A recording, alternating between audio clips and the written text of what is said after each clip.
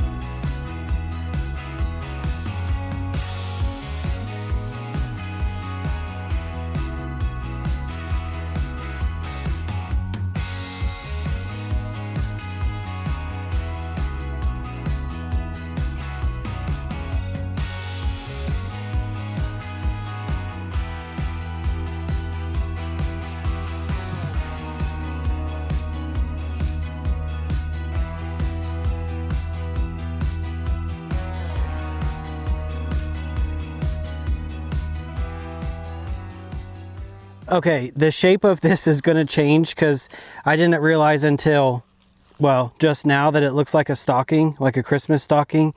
So I'm probably just going to soften this line right there so it'll be less boot-like. But this is a lot of sod that's been lifted. The back of the truck is full, but that's not even where the majority of the sod went. One of the neighbors came down and he had a, I don't know, a tractor with a dumper thingy, whatever it's called, and helped us dump it in the back of the yard. So we're pretty much, I don't know, 3/4 of the way, or maybe a 2/3 of the way done with the front of the yard as far as cutting and lifting. And then we have from the limelights back to, well, the greenhouse, I have the sod lifted. We just, like, I have it cut, but we just have to lift it. And that was way easier than I thought it was going to be. And then from this point all the way down, I'll show you, it's almost to the greenhouse. I used the sod cutter, and in between all of the shrubs, the sod can be lifted because I ran the equipment through there. So it'll just be one super long bed. The sod cutter came out to right here in line with this tree. So we'll still have that much grass to be able to maneuver, but it's kind of, I just did 4 passes. So like there to there, all the way down. It's just going to be a straight line back here for now, which will be fine. So as far as the sod that we lifted, like I said, part of it is in my uncle's truck. Some of them are in piles out there. And then we created a pile back here in the back 40 of the property. I have a plan. I'm not going to explain it right now just because it could change 1,000 times before we get to that point. So here's the pile right here. It's going to get spread out and packed down.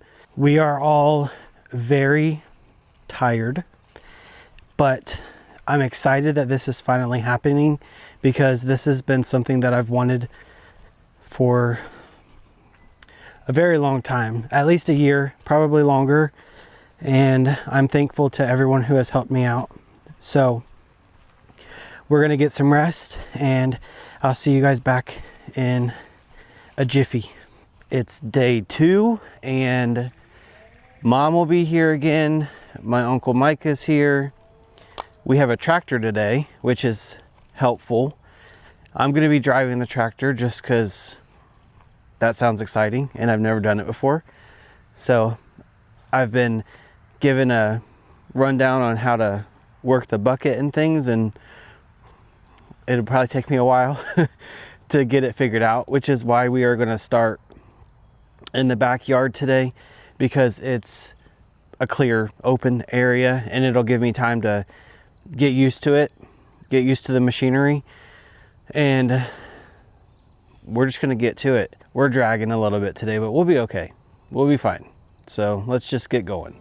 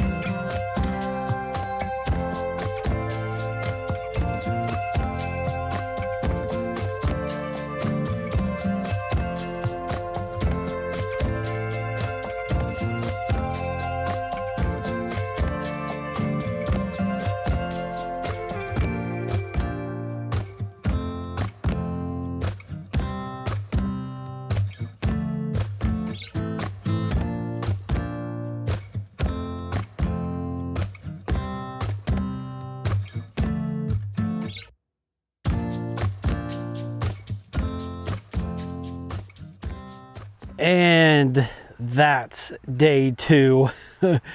We are,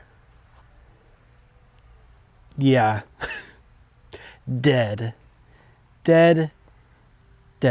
But let me show you what we've done so far. The majority of the sod is lifted up. There are a couple spots that are being stubborn because there's like some tree roots that used to be in these areas that are like slightly on the surface, so they're causing an issue. And then I have to go around and kind of clean up all the edges, but that'll be another day. Still in this video though, so let me show you what we've done. Now you can see this, like we have a ton of room, a ton. I tried to reshape this boot. It's still a little bit boot-like, so I'll have to play around with it as time goes on. And as you can see, the line is a little bit like messy, so I'll clean that up on this side. On this side, it's not just a straight line. It kind of like goes in and out a little bit. It ebbs and flows. But I would say that the bed is now, I don't know, 12 or more feet wide. And I'm going from like little circles. So can you imagine how much planting I can do in this area now? So the whole front is done to an extent. Like under this hydrangea, there's some grass that's holding on, so I'll have to clean that up before we lay mulch down. We did have some casualties just because I was trying to get the sod cutter as close as I could to like take the sod off, and I did break some branches, but like I said, life goes on and these things are resilient. But the sod has been removed all the way back to here behind this viburnum. And then we also did the backyard as well. So let me see if I can show you this way. On either side of the bed that I currently had, it's probably, I don't know, 2.5 feet.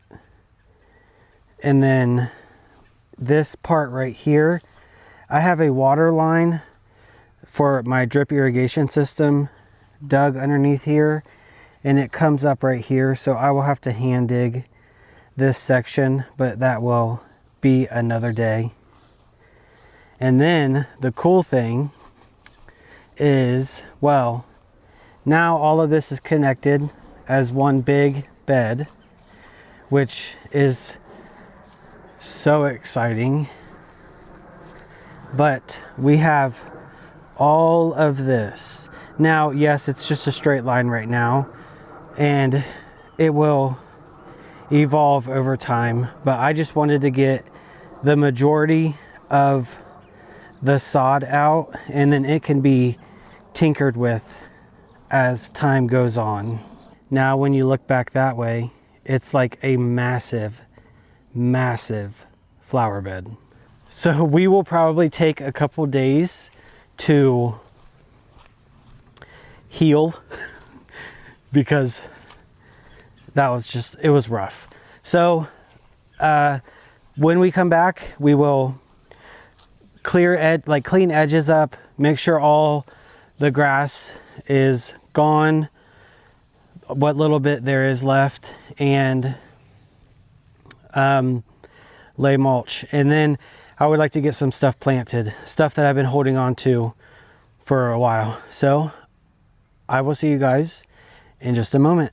It's been, I would imagine, 2 weeks since we filmed last on this project, and it's because it was just so hot, and finally it's cool enough to really start working. So Mom and I are kicking it into overdrive today, and we're going to be mulching and hopefully finishing. I don't know if we will do that for sure, but that's the plan. And as soon as we get back to the greenhouse, there are plants that we're going to be planting too. So we're just going to get to it. Hopefully we have enough mulch. I don't think we do, but I really hope we do.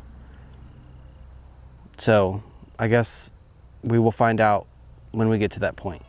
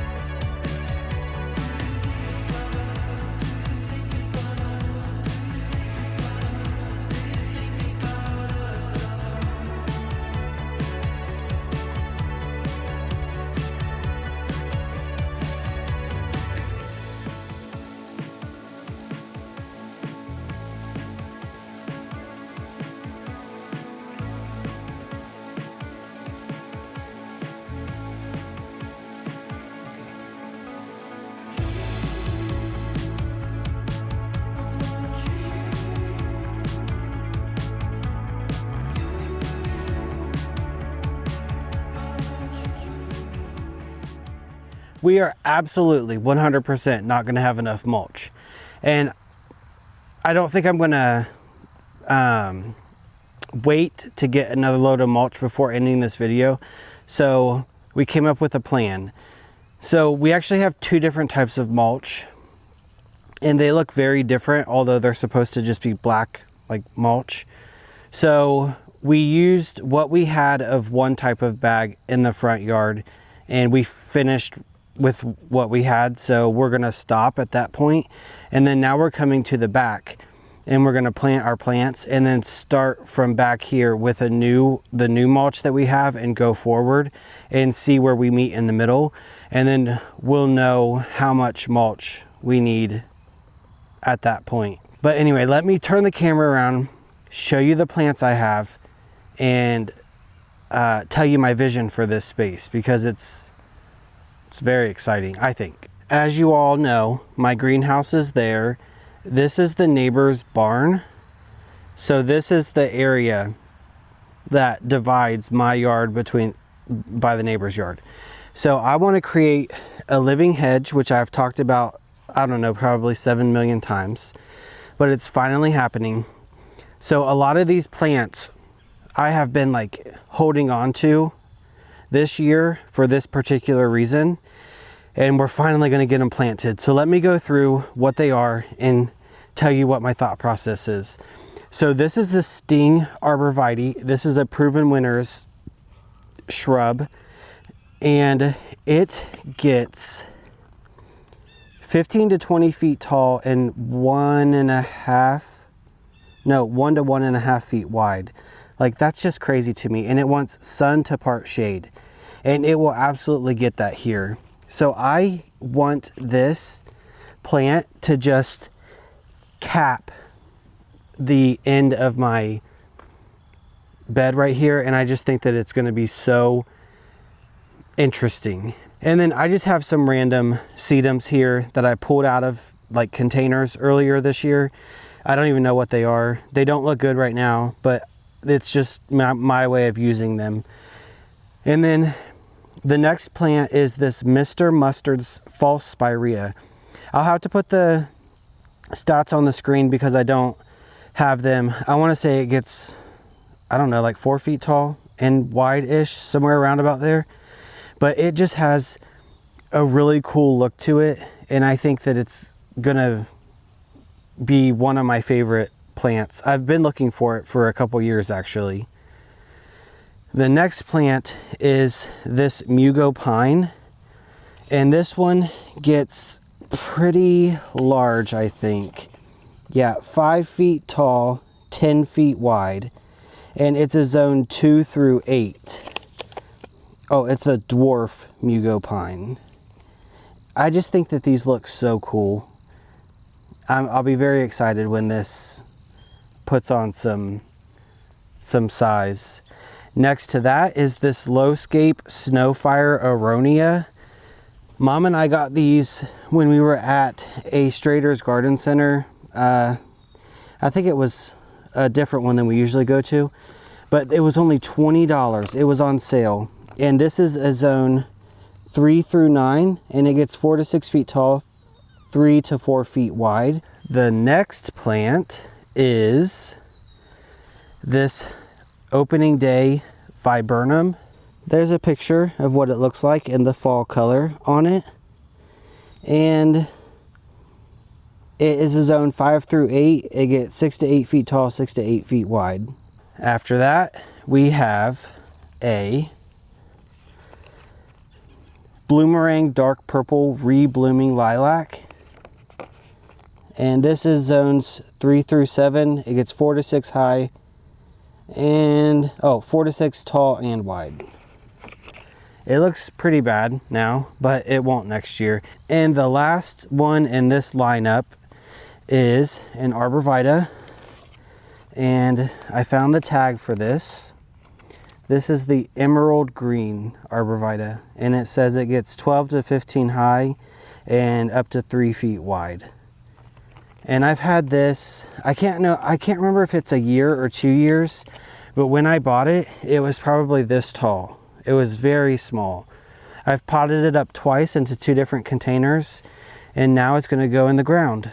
I have one more plant, and I haven't decided exactly where it's gonna go, but this is the Champagne St. John's wort that Mom got me at Oakland Nursery, and I think it gets between, I want to say like 3 tall, 3 wide, something like that. And it's just a very interesting looking plant, and it has these cute little yellow blooms. I might actually put it right here in between the Arborvitae and the lilac, just right there. I think that'll be a good spot.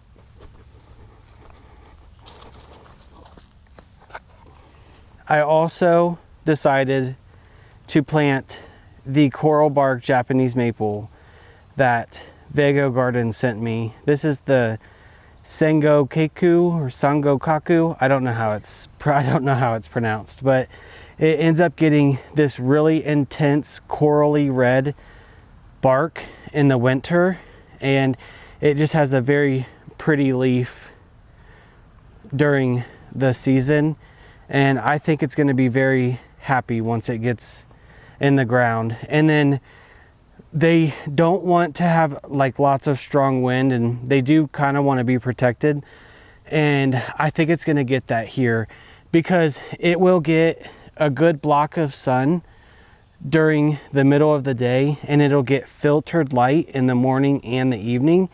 So I think that it's going to actually be a really, really perfect position for this tree.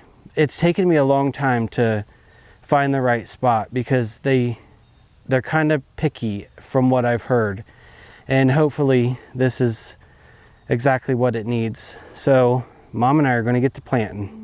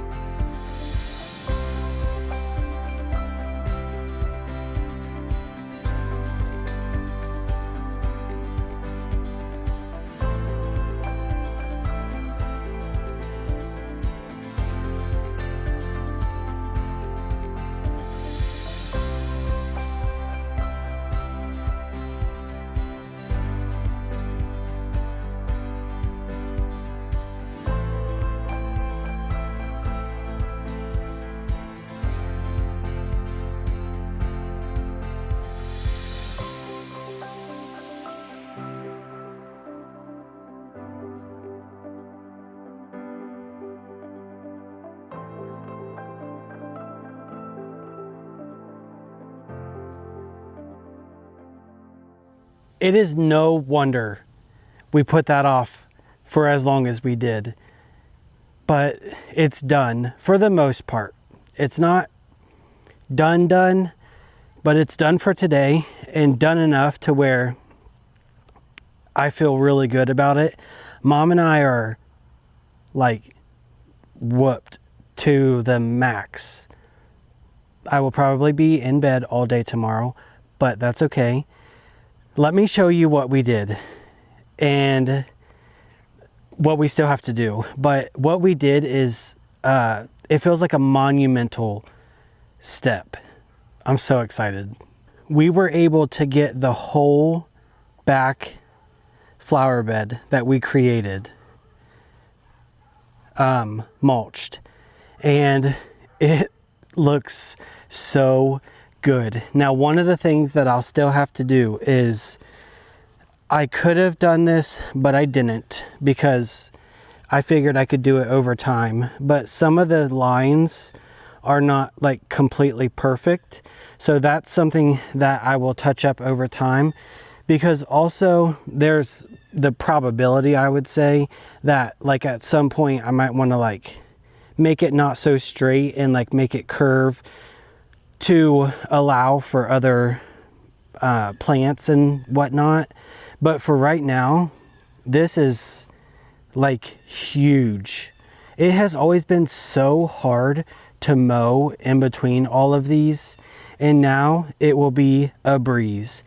And I took out some grasses that I had right here because they were totally blocking this birch tree, and they were running all under these hydrangeas, and it was a pain to get the grass out.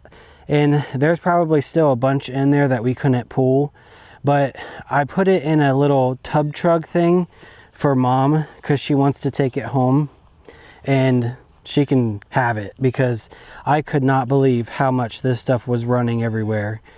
Oh, that was a headache. But look at all this.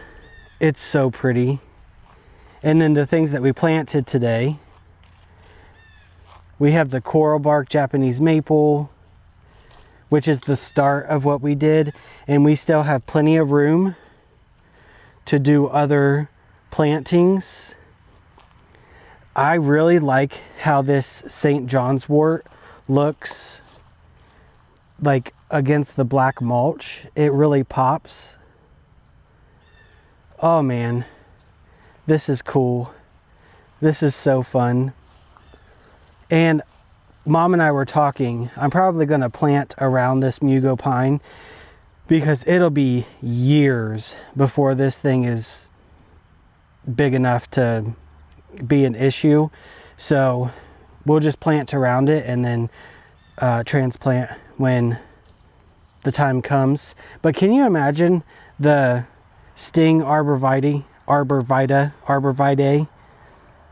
just like standing high, tall, proud on the edge of that? So that's the backyard. And then let me show you the front. There's still a bit that needs done up there, but I'm not gonna wait to do it to end this video. We're gonna be done with this video, and then whenever I get mulch again to do that, we'll just do that in an upcoming video. I think that we've done enough for this video. So we were able to mulch all the way to that small evergreen tree right there, which is quite a bit because this bed is a lot wider than the one in the backyard, but it still looks like a stocking or a shoe. So I'll have to tweak that shape as time goes on. But look at all this planting area, you guys. Oh my gosh, I'm so excited. This is what still needs done, however. So from this tree all the way back to the really big Norway spruce, because I just did not have enough mulch, and it's still quite a amount that we need to finish this. But it can just be done as time goes on. And when Mom and I are working together, it goes pretty fast. Also, this is one of those opening day viburnums that we just planted in the back. So it has beautiful fall color, and you can see how big it will eventually get. That was a gigantic project. And even though we're not completely done, I would say we're 92%